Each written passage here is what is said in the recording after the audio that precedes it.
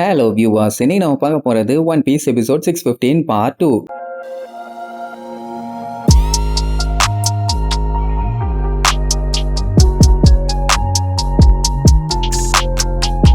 Open பண்ணா நம்ம லூபியை காட்டுறாங்க.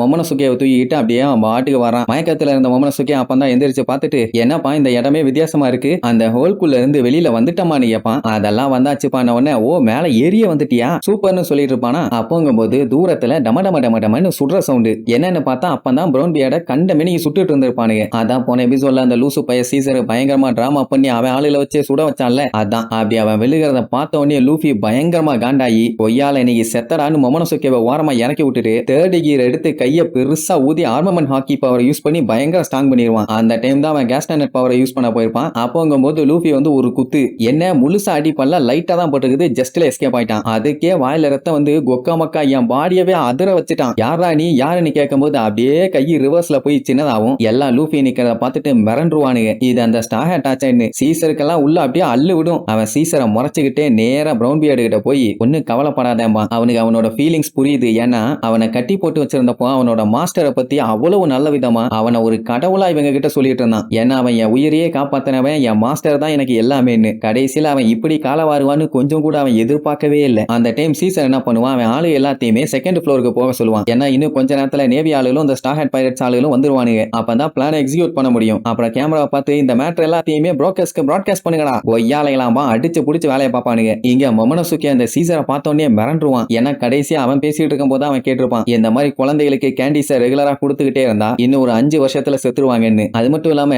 இங்க இருக்கிற குழந்தைங்க மட்டும் இல்ல, இன்னும் நிறைய குழந்தைங்க வேணும்னு வேற சொல்லியிருப்பான். உடனே லூபியை கூப்பிட்டு, இவன் தான் லூபி, இவன் தான் அந்த மாதிரி பேசிட்டு இருந்தான், குழந்தைங்க எல்லாத்தையுமே கொல்ல ட்ரை பண்ணவன் இவன் தான், அவங்க எல்லாம் என் ஃப்ரெண்ட்ஸுங்க, என்ன ஆனாங்களோ தெரியலன்னு ஃபீல் பண்ணுவானா. லூபிக்கு தான் ஆல்ரெடி தெரியுமே, இவனை நான் பாத்துக்கிறேன்பா. சீசர் அவனை கேவலமா லுக்கு விட்டுட்டு இருப்பானா. இந்த ஐலாண்ட்ல இருக்க எல்லாத்தையுமே இந்த இடத்துக்கு வர வைக்கிறதா நீ பிளான் பண்ணி இருக்கிற, அவங்க எல்லாம் எங்க, முதல்ல இது என்னடா ஐலாண்டுன்னு கொலவெறியோட கேட்பான். உடனே அவன் ஒரு மாதிரி எப்பவும் போல கேவலமா சிரிச்சிட்டு, உனக்கு இந்த ஐலாண்ட பத்தி எதுவுமே தெரியாதா, டோன்ட் வரி நான் சொல்றேன் இந்த ஐலாண்டோட சீக்ரெட் எல்லாம் என்ன ஏதுன்னு, நீயே கவலைப்படுறேன்னு அவன்கிட்ட நைஸா பேச்சு கொடுப்பான். அதே நேரம் இங்க லேப்ல அங்கிட்டும் இங்கிட்டும் காட்டுத்தனமா அலைஞ்சு வேலையை பார்த்துட்டு இருப்பானுங்க. சீசர் லேபுக்கு போக சொன்னால அவனுக்கு எல்லாருமே கத்திட்டு இருப்பானுங்க, அடே லிப்ட மேல கொண்டு போகடா, அப்பதான்டா நாங்க மேல வர முடியும்னு. இப்படி அங்க ஒரே கலவரமா இருக்கும். இங்க சீசர் இந்த ஐலாண்ட பத்தி சொல்றாராமா, இந்த ஐலாண்டே கேஸ் இல்லன்னா காத்துன்னு வச்சுக்க, இப்படி ஒண்ணு இருக்குன்னே யாருக்குமே தெரியாது, அப்படி ஒரு ஐலாண்ட் இது. சொல்ல போனா இது ஐலாண்டே கிடையாது. அதனாலதான் என்ன மாதிரி ஆளுகளுக்கு அண்டர் கிரவுண்ட் கம்யூனிட்டிக்கு வேலை பார்க்கறதுக்கு ரொம்ப ரொம்ப சுலபமா இருக்குது. அதுவும் கொடூரமான எக்ஸ்பெரிமெண்ட்ஸை இந்த ஐலாண்ட்ல ரொம்ப ஃப்ரீயா பண்ணலாம்ல, யாருமே வந்து கேள்வி கேட்க மாட்டானுங்க. டெஸ்ட் சப்ஜெக்ட்ஸ் எல்லாத்தையுமே அவனை இஷ்டத்துக்கு இல்லீகலா புடிச்சிட்டு வந்துக்குவானுங்க. அதுக்கு தேவைப்படுற பவர்ஃபுல்லான ஆளுகளுமே இவங்க கைக்குள்ள இருக்காங்க.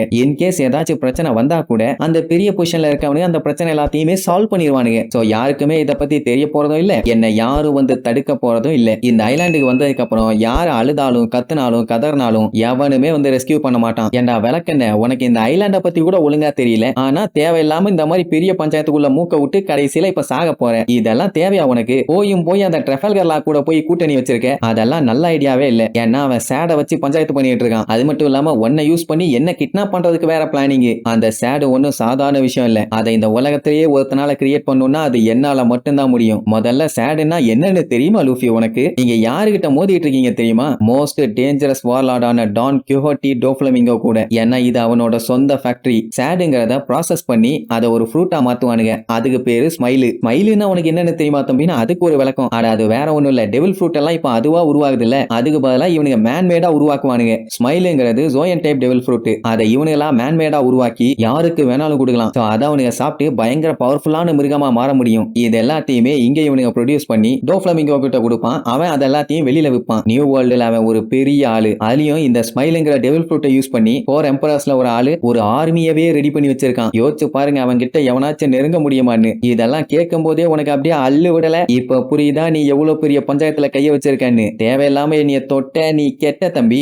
டோஃப்ளமிங்கோவோட பிசினஸ்க்குள்ள யாராச்சும் என்ட்ரானாங்கன்னா அவங்கள அவன் சும்மா விடவே மாட்டான். அவங்க மட்டும் ஆக்ஷன்ல இறங்கிட்டாங்க, அதுக்கப்புறம் இந்த உலகமே ஆடி போயிரும். அதுதான் அந்த ட்ரஃபல்கர்லாக்கு வேணுமா? அவெல்லாம் லிஸ்ட்லயே இல்லாத ஆளு. சோ தேவையில்லாம மூக்க விட்டு நாக்க புண்ணாக்கிக்காத, உன்னால எல்லாம் என்னைய பிடிக்கவே முடியாது. அப்படியே வேணும்னா முடிஞ்சா புடிச்சுக்க. ஏன்னா என்னைய காப்பாத்த டோஃப்ளமிங்கோ ஹீரோவும் 4 எம்பரர்ல ஒரு ஆளும் இருக்காங்க. உனக்கு அவங்கள எதிர்த்து சண்டை போடுறதுக்கு திமிரும் தைரியமும் இருக்கான்னு சொல்லி சும்மா இருக்கவனை ரொம்பவும் உசுப்பேத்தி விடுவான். இதுல வேற அவனுக்கு தெரிஞ்சு இவனுக்கு அந்த அளவுக்கு எல்லாம் தைரியம் இல்லையாமா. அதனால மூஞ்சி முன்னாடி நிக்காம அப்படியே வந்த வழியில ஓடி போய் அந்த கேஸ்ல முங்கி அங்கேயே செத்துரு. அப்பந்தான் நீ நிம்மதியா சாவ. இல்லன்னா அவனுக்கு வந்த கர்ண கொடூரமா கொல்லுவானுங்கன்னு அசிங்கப்படுத்தி சிரிப்பான். லூஃபி எல்லாத்தையும் கேட்டுட்டு செம்ம காண்டாயி எவனா இருந்தா எனக்கு என்னடான்னு சொல்லி ஓங்கி அவன் மூக்கிலேயே ஒரு குத்து. இப்படி ஒரு அடி அவன் வாழ்க்கையிலேயே வாங்கினது இல்ல. அப்படியே வாயில ரத்தம் திரிக்க திரிக்க திரிச்சிருவான். மொமனசுக்கி எல்லாம் பார்த்துட்டு ஆடி போயிட்டான். என்ன அந்த கேஸ் மாண்டியா அடிச்சுட்டான் இவன். அவன் அப்படியே தெரிச்சடிச்சு போய் விழுவானா. அப்படி அவன் அடி வாங்கினதை பார்த்ததுக்கு அப்புறம் தான் பிரவுன் பியர்டுக்கே நிம்மதியா இருக்கும். ஆனா அவன் ஆளுகள்லாம் செத்து போயிட்டாங்கன்னு அவனுக்கு கொஞ்சம் கவலை. இங்க லூஃபி அடிச்சு போட்டுட்டு கொலவெறியில